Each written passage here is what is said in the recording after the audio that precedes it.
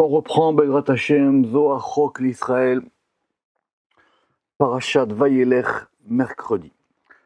Alors, on était resté sur une question centrale concernant le jour de Yom Kippourim, le jour de Yom Kippour, le jour de l'expiation ou le grand pardon, qui est de comprendre la fonction de ce Seir à Mishtaleach, du bouc qui est envoyé. Vous savez, il y avait deux boucs et on va tirer au sort. Il y en a un qui va s'appeler Seir l'Hashem, et un qui va s'appeler Seir l'Azazel, un qui va s'appeler un Seir, un bouc pour Yudke Vavke, et un qui va s'appeler Seir l'Azazel, un pour Azazel. À propos de ce terme de Azazel, normalement on pense qu'il s'agit d'une région, c'est-à-dire qu'on a envoyé ce bouc dans une région qui s'appelle Azazel, mais d'après le Zohar, ce Azazel c'est un nom propre, et c'est le nom d'une force auquel on envoie ce bouc-là.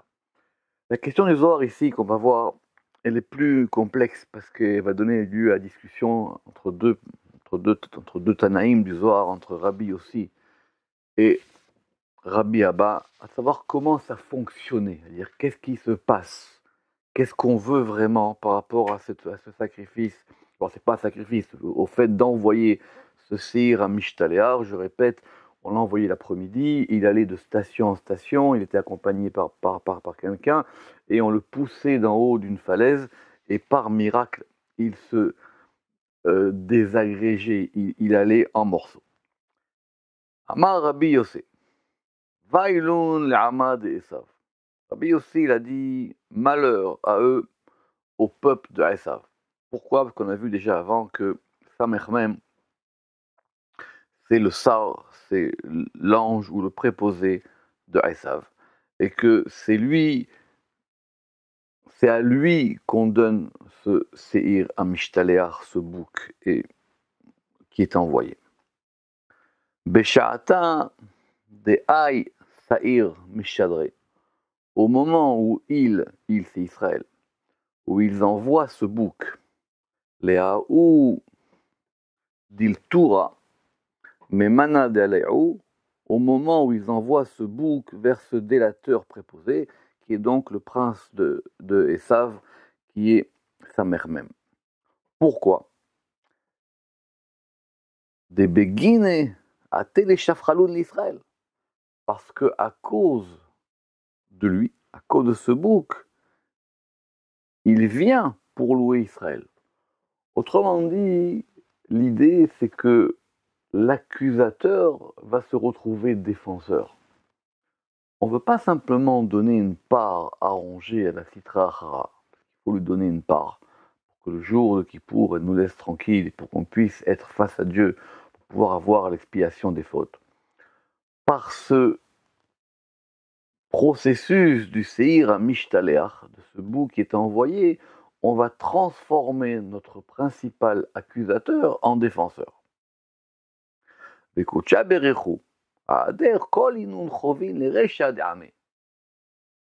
le saint béni soit-il,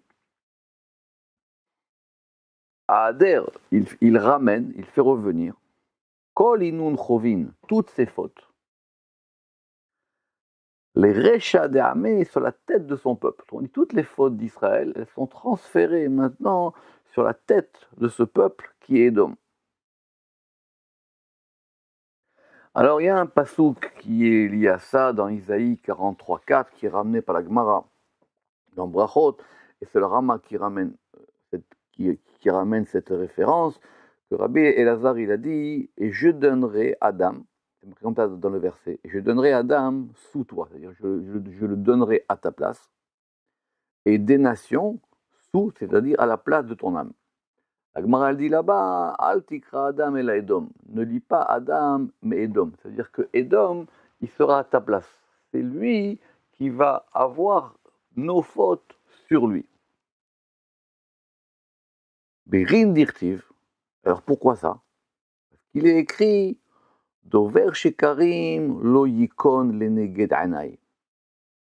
Celui qui dit des mensonges ne subsistera pas devant mes yeux. Vraiment qu'il pose la question, il dit pourquoi est-ce que on a ramené ce passouk ici? On vient de dire que lui, en ayant ce séhir à Mishtaleach, il va se retrouver prendre sur lui les fautes d'Israël. Alors il dit, même s'il vante, le Rama qui dit, même s'il vante les mérites d'Israël, il ne le dit pas du côté de la vérité, on ne le croit pas. Il ne va pas se transformer du jour au lendemain en étant le plus grand ami d'Israël. C'est ce qu'il va dire Rachi à propos, vous savez, de quand Esav, il a pris Yaakov dans ses bras, il y a marqué là-bas que ses entrailles se sont émues. Il a dit, Alacha, Esav sonnet Yaakov.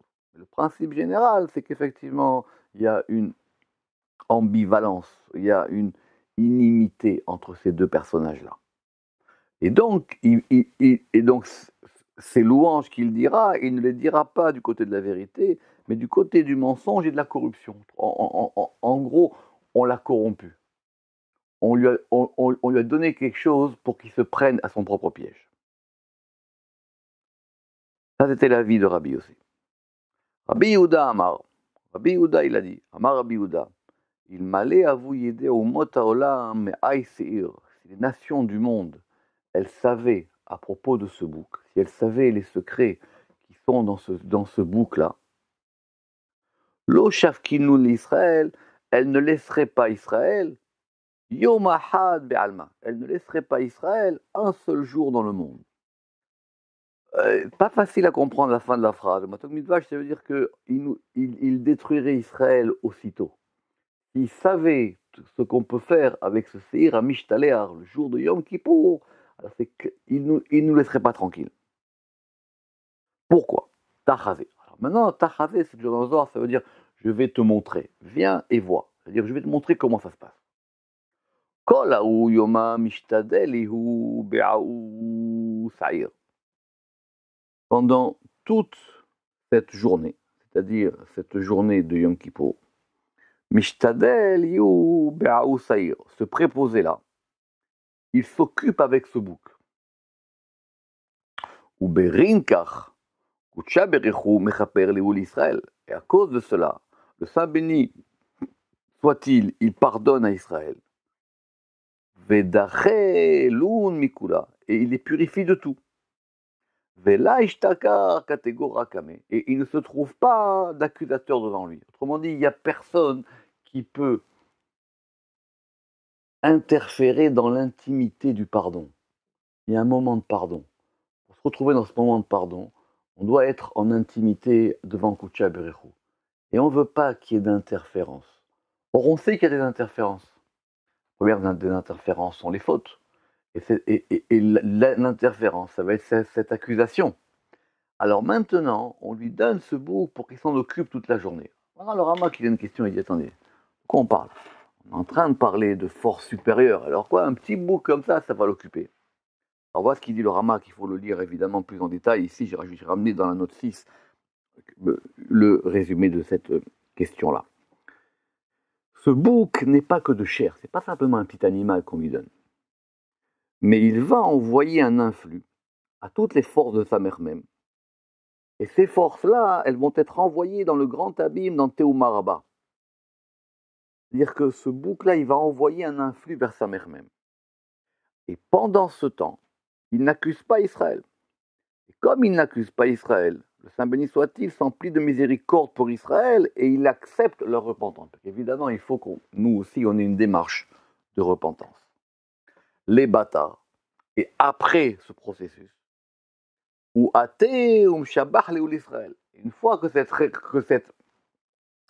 Alors, est-ce que ça veut dire a priori, une fois que ce pardon, que cette teshuva, que cette repentance est acceptée, alors là maintenant il vient et il va louer Israël. Autrement dit, il va devenir maintenant quelqu'un qui loue Israël. Urdin sha'ile. Et alors, on va l'interroger. Et le Zohar ici, il va doubler cette argumentation avec ce qu'on fait depuis le début de ce Zohar, à savoir avec les versets du livre de Yov. Urdin Shaile. Et alors, il interroge. Comme c'est marqué à propos de Yov. Rappelez-vous, c'est au début de Yov, et Dieu il dit à Satan, d'où viens-tu? Où tu étais? Autrement dit, est-ce que tu as vu des choses mauvaises et tout ça? Il dit non. Ativ betouche bartaïhou d'Israël. Et il répond par les louanges d'Israël. Vekategora itavid sanegora. Et l'accusateur est devenu défenseur. Et il s'en va et il laisse tranquille. Le Ramak, il a une remarque intéressante que j'ai ramenée dans la note 8. Le moment du pardon de Kippour, il se fait pendant le jour de Kippour, mais il se fait plus précisément au moment du coucher du soleil, c'est-à-dire de la Neila. C'est pour ça qu'il faut faire la Neila avant le coucher du soleil. Quand on fait la Neila après le coucher du soleil, ça pose des problèmes même dans la halakha. Car c'est à la fin du jour de Kippour qu'on est pardonné. Maintenant, aujourd'hui, on n'a plus de temple. On ne peut plus faire ce sacrifice du Saïr à Mishtaleach. Alors nous, notre pardon, il va venir. Puisqu'on voit qu'ici que le pardon, il dépendait finalement de ça. Que le pardon, il dépendait, c'est important de dire, c'est pas simplement qu'on envoie un bout pour se débarrasser. Non, le pardon dépend de ça. C'est grâce à ça qu'on aura cette intimité qui permettra que la teshuva sera acceptée. Ça veut dire la seule chose qu'on peut faire aujourd'hui, c'est qu'on lit ce passage. On le lit dans la prière de Kippour. Et lui-même, lorsqu'il voit qu'on raconte, l'accusateur, lorsqu'il voit qu'on est en train de lire, on est en train de raconter cet épisode qui se passait au temps du Beth Amikdash, il devient notre défenseur. Kedin, on reprend le Zohar. Alors le Saint béni soit-il, il dit aux 70 princes qui entourent le trône, on avait vu plutôt comment ça se passait ce jugement de Kippour, c'est qu'il y avait les 70 sarim, les 70 préposés des nations. D'ailleurs, j'ai vu que cette notion des 70 sarim, elle est ramenée déjà très très tôt dans la Torah elle-même, dans le Targum Yonatan. On en reparlera plus tard, j'espère. Et donc il leur dit, Chamitun hay diltura, est-ce que vous avez vu ce délateur? Vous avez vu, lui, qu'est-ce qu'il n'arrête pas toute la journée de m'embêter? Et Arkaïm al-Banaï Tadir, et comment il se tient constamment contre mes enfants? Regardez, tout le temps il est en train de nous embêter, tout le temps il est en train d'essayer de chercher des détails, des arguties pour nous embêter. Ah, Sirachada d'Ishtakar. Et voici un bouc qui se trouve avec lui, ou autre version du Zohar, Ishtedar Gabé, qui est envoyé vers lui. Befitka de kol chovayhu vekol tavatayhu, avec le billet de toutes leurs fautes et toutes leurs abominations. Pourquoi? Parce qu'avant d'envoyer ce bouc, c'est marqué que le Kohen, il faisait le vidouille, il faisait la reconnaissance de toutes les fautes, et les siennes et d'Israël. Donc le bouc, il part avec la reconnaissance de toutes les fautes. Parce que faire d'une faute, c'est une chose. Se repentir, c'est un processus dans lequel il est important d'abord de reconnaître la chose. Parce que quand on reconnaît la chose, déjà, c'est une manière de la réparer. Quelqu'un qui ne reconnaît pas ses problèmes lui reviendront toujours. Première des choses qu'il faut faire dans la vie, c'est d'être capable de reconnaître ses problèmes. C'est ça la notion du vidouille, comme ça explique le Ramak. Et tout ce qu'ils ont fauté et péché devant moi, ou Kabiloun, il les accepte, il prend tout ça sur lui. Lui, il prend tout ça sur lui. Alors maintenant, ces 70 princes qui entourent le trône au moment du jugement, Kedin, Istekamu Kulehu, ils acquiescent tous, les 70 princes, des Yadrou Ninun Chovin Alame, pour que ses fautes reviennent sur son peuple à lui. Comme il a accepté ça, alors maintenant, toutes les fautes, elles vont sur lui. Ça, c'était l'avis de Rabbi Yossé, qui avait été nuancé par une remarque de Rabbi Yehuda. Maintenant, il y a un dernier avis dans ce soir d'aujourd'hui, qui est l'avis de Rabbi Abba. Rabbi Abba Amar.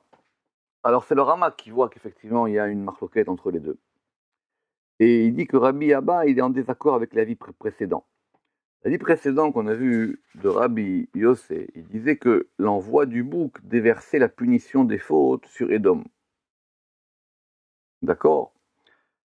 Mais Rabbi Abba, il pense que c'est le bouc lui-même qui prend les fautes. Alors, c'est un peu subtil. Qu'effectivement, quand on regarde dans le Zohar plus haut, on a l'impression que les fautes, elles vont passer du bouc à sa mère même, qui lui-même va les donner sur Édom. D'accord? Très très bien. Alors que d'après Rabbi Abba, il pense que c'est le bouc lui-même qui prend les fautes. Alors, Rabbi Abba Amar, Kol inun chovin vechatahin middabekin be. Toutes ces fautes et péchés adhèrent à lui. Kamadirtiv, comme il est écrit, Vetashlich bimsulotiam kol chatotam. À propos de ces fameux versets des 13 attributs de miséricorde qui ont été répétés par le prophète Michée en 7.19. Là-bas, il y a marqué parmi ces attributs, Vetashlich, et tu jetteras, bimsulotiam, dans les gouffres. Alors, Metsula, c'est pas évident, on va dire que ce sont les gouffres, les abîmes de la mer, kol chatotam. C'est quoi ces abîmes de la mer? C'est une quelque chose de très compliqué, on y reviendra j'espère, mais si on dit qu'il y a la mer c'est la malchoute. Et on va dire qu'il y a quelque chose qui est en dessous de la mer, qui sont les abîmes de la mer, c'est-à-dire les profondeurs les plus abyssales de la mer. Et on veut jeter nos fautes là-bas. Parce que le fait d'avoir reconnu sa faute, le fait de ne pas vouloir qu'elle recommence, c'est une faute, c'est une chose. Le fait que Akadosh Baruch Hu, il accepte notre teshuva, c'est encore une chose, et c'est évidemment un processus important. Mais on ne veut pas que les traces laissées par ces fautes, elles reviennent. C'est ça le tashlir. D'ailleurs, c'est une cérémonie qu'on fait à Rosh Hashanah. Vetashlich bimsulotiam kol chatotam. Et rappelez-vous que ce bouc-là, on l'a envoyé à Azazel. Le Ramaz, il déduit, pour une démonstration que je n'ai pas ramenée entièrement, que ce degré de Metsulot, c'est Azazel. Vetashlich bimsulotiam. On envoie tout là-dessus. Donc les fautes, elles vont d'abord sur le bouc. Ulvatar kula mitadrin beresheun deame. Et toutes les fautes reviennent sur les têtes de son peuple. Après. C'est-à-dire c'est d'abord le bouc et après du bouc aux nations. Pas directement. Comme ça, apparemment que j'ai compris la discussion d'après le Ramak entre Rabbi Abba et Rabbi Yossi. Sinon, on ne voit pas l'intérêt d'avoir un nouvel avis, ou peut-être pour nuancer. Mais en tout cas, quand on voit ce que la Torah nous dit, Adaodirtiv, Venasa asair alav, et kol avonotam, el erez gezera. Et le bouc, il portera sur lui toutes leurs fautes, El Eretz Gezera, vers une terre Gezera. Alors, cette notion de terre Gezera, alors, soit on dit en général que c'est un nom propre, c'était le nom de cet endroit, ou on dit plus généralement que c'était une terre aride, inoccupée. On l'envoie vers un endroit complètement désert.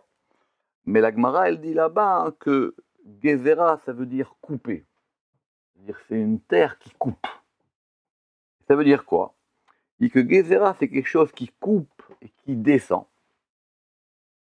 Parce que quand on arrivait à cet endroit-là, ben le bouc, il descendait d'un coup, il était projeté et il se découpait en miracle. Il se découpait par miracle en morceaux. Ce qui voudrait dire ici que il va prendre sur lui les fautes et lui, il se coupe et il va faire que ses fautes soient pardonnées. Que toutes nos fautes soient pardonnées tout le temps et de Kippour en Kippour. Baruch Adonai Le'olam, Amen ve Amen.